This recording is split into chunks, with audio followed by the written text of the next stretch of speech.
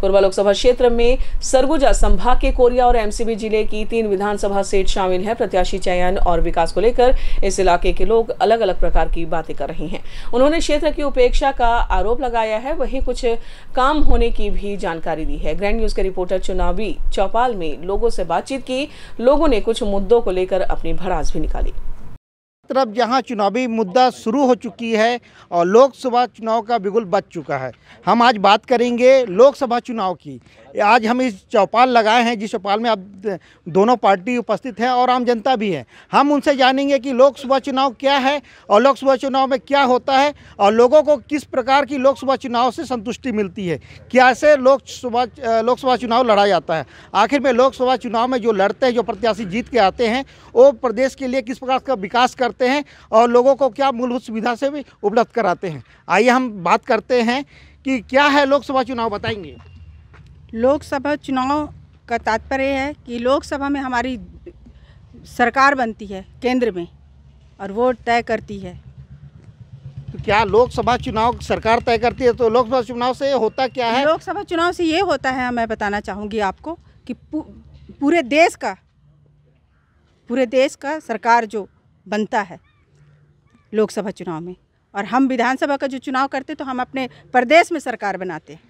जैसा कि अब लोकसभा चुनाव में आप इस कोरबा लोकसभा चुनाव क्षेत्र से आती हैं, तो यहाँ से जो प्रत्याशी खड़ी हुई हैं, दो प्रत्याशी है, दोनों महिला सीट है, तो दोनों किस प्रकार का उनसे आशा रखते हैं, क्या आशा है उनसे? आशा हम ये रखते हैं कि देखिए महिला हैं और हमारी जो पूर्व में अभी महिला ज्योत्सना चरणदास महंत जी जो लोकसभा सांसद रही हैं, और उनसे पहले हमारे डॉक्टर चरणदास महंत जी जो सांसद रहे हैं।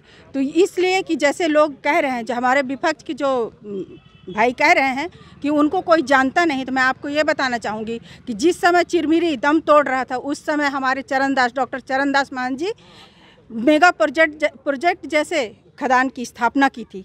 और ऐसा नहीं है उनको नाम से ऐसा कोई नहीं है कि नहीं जानता, उनके काम से लोग जानते हैं डॉक्टर चरणदास महंत जी को। अभी तो इस वक्त सरोज पांडे जी बीजेपी से खड़ी हुई हैं, वो भी तो महिला हैं।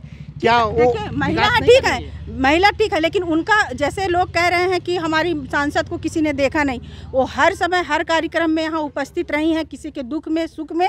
और दूसरी बात मैं ये बताना चाहूँगी कि जिनका हम काम देखे हैं, जो हमारे चिरमिरी के विकास के लिए काम किया है, तो उनको हम चुनेंगे कि जिनको हम नहीं जानते हैं उनको हम चुनेंगे। आप बताइए, आप बताएं क्या कहेंगे, इनके सवालों का जवाब दीजिए। देखिए, जब यहाँ से सांसद चुनाव जब लड़ा जाता है और उनको हम यहाँ से जिता के भेजते हैं, तो यहाँ पर जिस लोकसभा से जिस क्षेत्र से आते हैं, वहाँ पर स्वास्थ्य सुविधाएं बहुत अच्छी होनी चाहिए।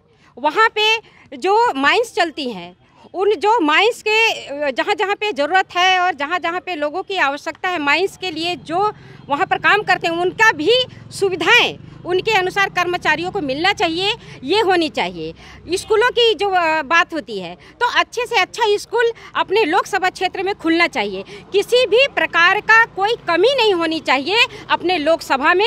इसलिए हम लोकसभा चुनाव से हम किसी भी प्रत्याशी को जब भेजते हैं, तो उनका ये दायित्व बनता है कि अपने लोकसभा क्षेत्र को दुरुस्त करे, चुस्त दुरुस्त करे, और वहाँ के पब्लिक को तमाम जो सुविधाएं मिलनी चाहिए वो बहुत आसानी से उनको सुविधाएं मिलना चाहिए। इस क्षेत्र में किस प्रकार का विकास करना चाहिए अपने विधानसभा क्षेत्र में? देखिए, जो हमारे सांसद होंगे वो राष्ट्रीय स्तर के केंद्र में अपना जो है तो विषय रखेंगे। यहाँ के क्षेत्र के जनताओं के लिए रेलवे सुविधा मुहैया कराई जाएगी, स्वास्थ्य चिकित्सा क्षेत्र में अच्छा से काम होगा। निश्चित रूप से हम सभी मूलभूत भी सुविधाओं को ध्यान देते हुए हमारे सांसद भी काम करेंगे। इससे पहले सांसद रह चुकी हैं ज्योत्सना चरणदास महंत, उनका कार्यकाल कैसा रहा, आप बताइए।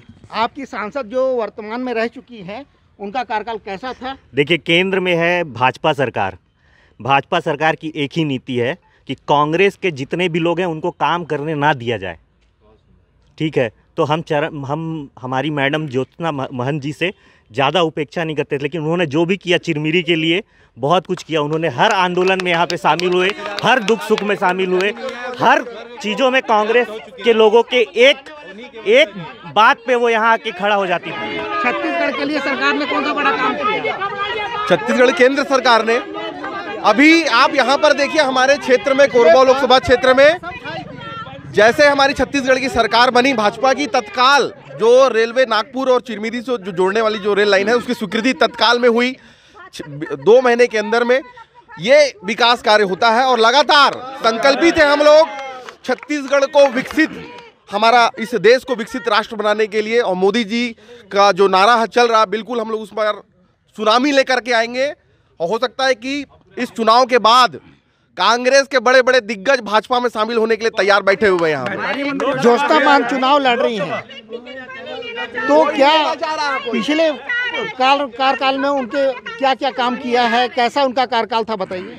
देखिए, हमारी आदरणीय जो सांसद महोदया हैं और अभी बनने भी जा रही हैं, तो उनके ही रहने पर, उनके ही सांसद रहते हुए हमारा नया जिला एमसीबी बना है।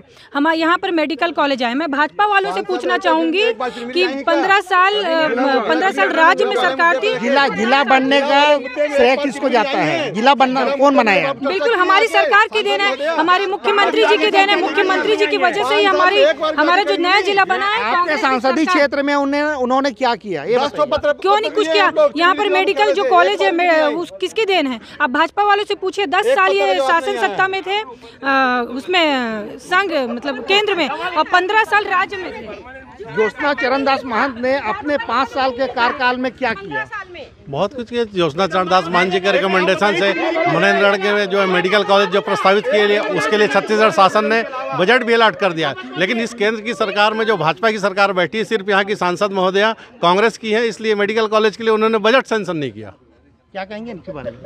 भाजपा ने एक ऐसे व्यक्ति को प्रत्याशी के रूप में उतारा है जो जन आकांक्षाओं को लेकर मैदान में है। और आपको मैं बताना चाहूँ कि एक ऐसा व्यक्ति, एक ऐसी महिला को प्रत्याशी बनाया है जो अपने क्षेत्र से महापौर बनी, उसके बाद विधायक बनी, उसके बाद सांसद बनी, और उसके बाद राज्यसभा सांसद बनी, और आज वो कोरबा लोकसभा में प्रतिनिधित्व करने का अवसर देश के यशस्वी प्रधानमंत्री नरेंद्र मोदी। आप अपने हम देखेंगे 3 मंत्रियों को आने वाला विधानसभा में कौन जीत कर आएगा, रक्षा मंत्री कौन है, वित्त मंत्री कौन है, नागरिक उड्डयन मंत्री कौन है, ताज पहनेगा। मैं मनोज श्रीवास्तव, एमसीबी जिला।